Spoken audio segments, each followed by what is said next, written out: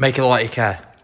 Welcome back to another video on the FV4005, which we are doing with the Tank Museum and Motor Tanks. We have now got all of the oil for the suspension, the engine, the gearbox, the air cleaners, the final dryers, everything like that. Now we are going to fire this tank up pretty soon for the first time, so this will be the first time it starts. And of course, it'd be rude not to start it without the exhaust pipes on, wouldn't it? Just once.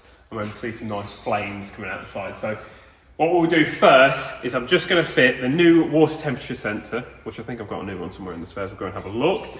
I want to just make sure that all the gauges and the dials on the dashboard are fully working. I know the water temperature sensor wasn't working before, so we'll put a new one on. We'll put the fuel in, put the engine oil in, and hopefully flash her up.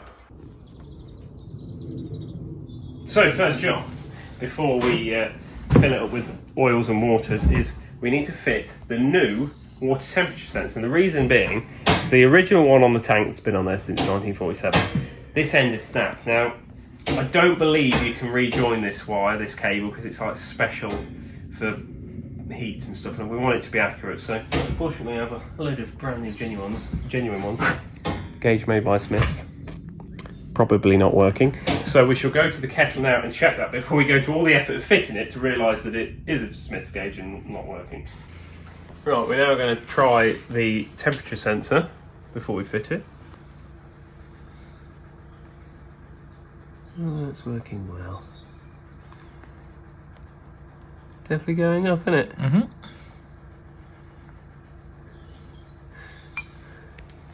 Right, now we know it's not a waste of time fitting that. Right, so this is the dashboard. I've taken it open. This is the gauge that's faulty. So I'm going to have to unscrew that, thread the new cable all the way, all down the hole, down to the back to the engine. So it's going to be a bit of a fiddle. It is taking me ages, but that is the water temperature sensor. That little wire goes all the way down there, around there, all across there, all the way to the dashboard. We've now filled the gearbox with oil. We've filled the engine with oil and the air cleaners. We've got some batteries fitted. We've got some temporary fuel system fitted with nice new pipe. We're obviously not going to run it off a 20-litre fuel can because that will only run this vehicle for about 10 minutes. That is all. But it's enough just to do a quick test before we go any further. So, without further ado, let's see if this thing's going to start. And there's no exhaust pipes on, so it's going to be very loud. Right, we are now in the cockpit. I'm going to turn the isolator on. New gauge fitted. Ignition on. I'm going to give it a couple of pumps of throttle, and now we're going to start it.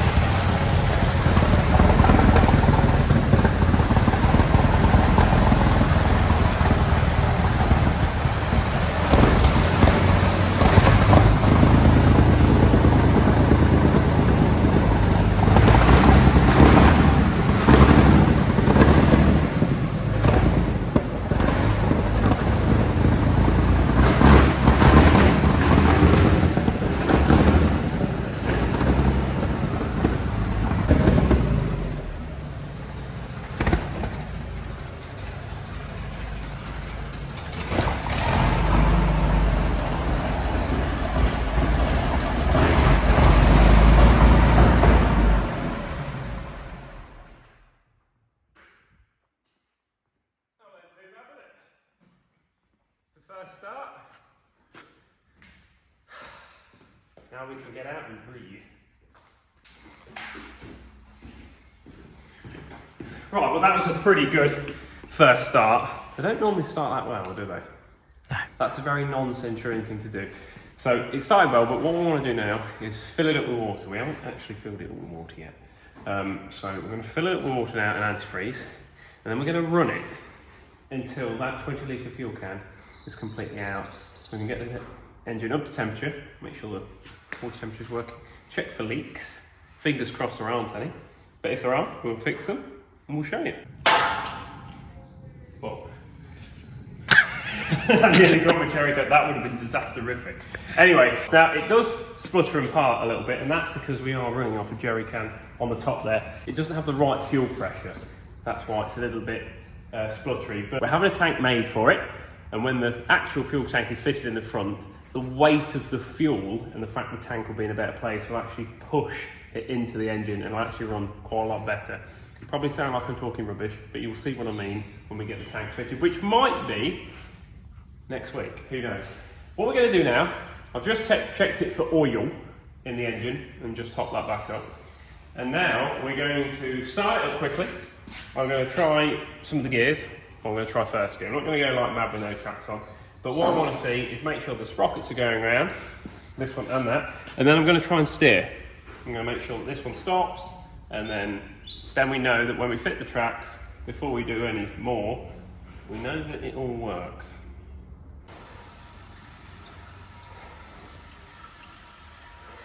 Let's hope there's no leaks. So what we're going to do for a start, I'm just going to fill it with normal water, straight out the tap, so no need for the gauze filter. Run it up a couple of times, get it up to temperature. Hopefully there'll be no leaks, and then if there aren't, we'll turn the tap at the bottom, drop a load of water out, top it up with coolant, run it again, should be fine. Excuse me. Bless you. Thanks for that vital piece of information.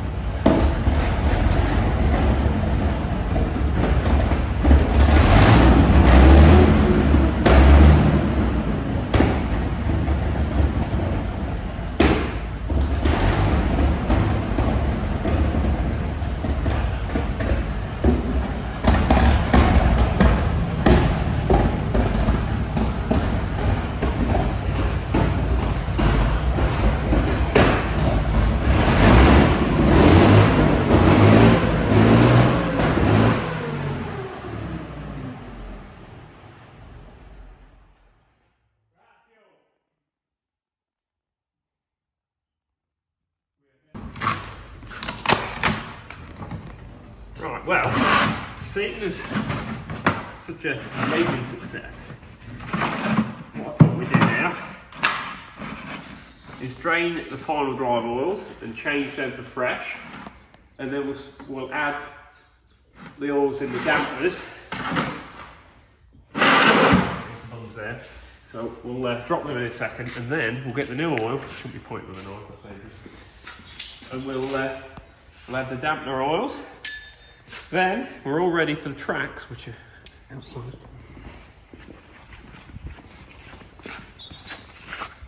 Follow our tracks. And then we'll talk about what we're doing with the turret. So let's get these oils dropped. I don't think I quite need a bar as big as that. Right, what's going to come out? Hopefully nothing major. Mmm!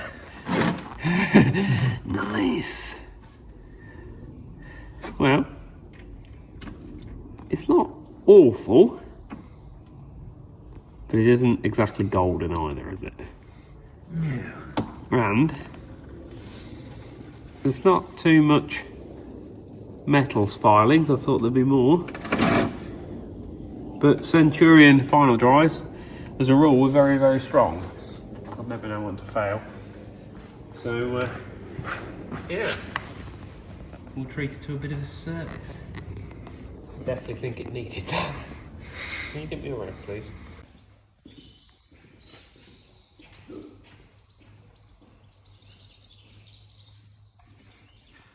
That's the inside final dry.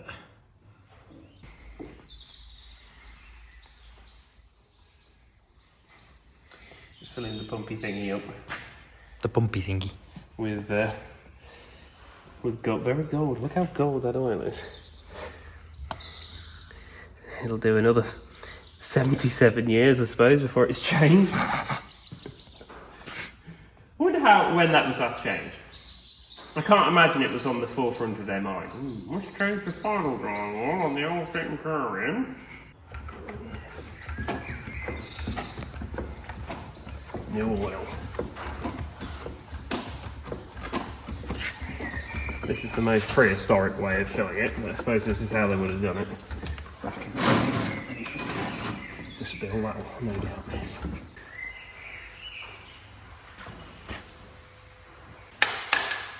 Somewhere there's a proper tool. I don't have it.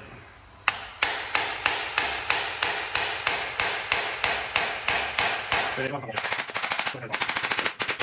to go too crazy with that. Right, on to the other side.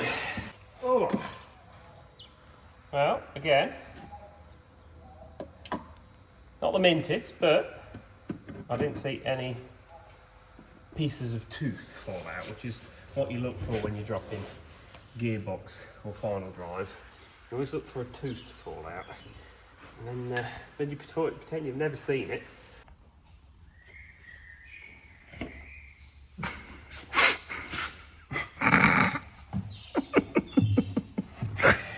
Right.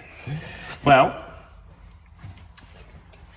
in a minute when I clean up that mess, because Jack will kill me for that, we have now finished topping up all the suspension. That was the last one to do.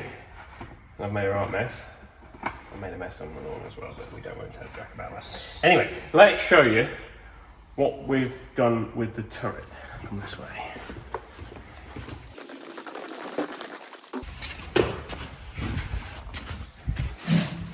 So originally, I did say that I was going to do a video taking this. Can you stop making a noise? I'm trying to speak. Can you turn the aircon on? It's very hot in here, so the heat has been on side this turret all day, and it's like an oven in here. Right, so this is the traverse. No, it's not. This is the elevation gearbox that works the gun obviously up and down. It's the original one, and we believe that we can repair it. So I took it all to pieces. I was going to video that, but it was pretty simple. There's the top casing. There's obviously the handle that you grind it, turns this shaft, and the Tank Museum managed to find the original shaft that we were missing. So I've just got a piece there that I shall get our engineer to make up, and then that will connect to that. And why we took it to pieces mainly is to clean it. You see, it had grease and it is clean, but it's gone all like, the oil's turned into like hard tar, the oily grease. So we're going to get that a thorough clean out, new oil. The other thing we needed to do was take this out, which is the big thread. So as you turn the handle, it turns this whole thing, and this is on a bearing. And basically it's just a simple screw. And that screw is on the back of the bottom of the gun. So as you turn it, it just lifts the screw up or down. So simple. But we needed to know the sort of thread so the engineer can make a new screw to fit on the back of the big gun outside, because we don't have that. I don't know where that ended up. And then hopefully, Tank Museum will be able to find us, I think it's just a normal Centurion elevation handle. I thought I had one, but I can't seem to find it. And that will be the elevation sorted. We have the seat, that's been done. Traverse gearbox is going to be a bit of an issue. We don't have the original, that is all we've got to go off. But in my spares department, basically in the Stinging Nettles, I have a standard Centurion Traverse gearbox. So with some little adjustments and some brackets, hopefully we could fit a normal Centurion Traverse gearbox. So then you'll be able to turn the gun left and right. And of course, being a standard Centurion ring, it should fit. It's just whether we can make it fit there. And I don't want to change the turret. Whatever we do, I want it to be reversible, so it'll always be. So if we wanted to, we could try and find the plans. I'm not sure if they've got the plans for the original Traverse box, but if they're listening, Tank Museum, have a look for the plans for me, and we'll see if we can't get that remanufactured in time. But it doesn't have to be done this minute. So yeah. That's the turret, so things are going good there. We're still waiting for the bits of metal that we sent off to the engineers to come back, and then we can weld the rear ground anchor on, which is out there. So in the next video, I'd like to think that we shall be putting the tracks on first, and we shall then be maybe fitting the turret. We won't be fitting the gun, because obviously we're missing a few bits here, but we could fit the turret onto the hull, which will be a big moment. We've also waited for the fuel tank to come back, so hopefully next week there'll be lots happening. But anyway, thank you all for watching, and we will see you again in another video. I'm going to trap you in. Bye. Oh, and that hatch needs repairing. I forgot about that.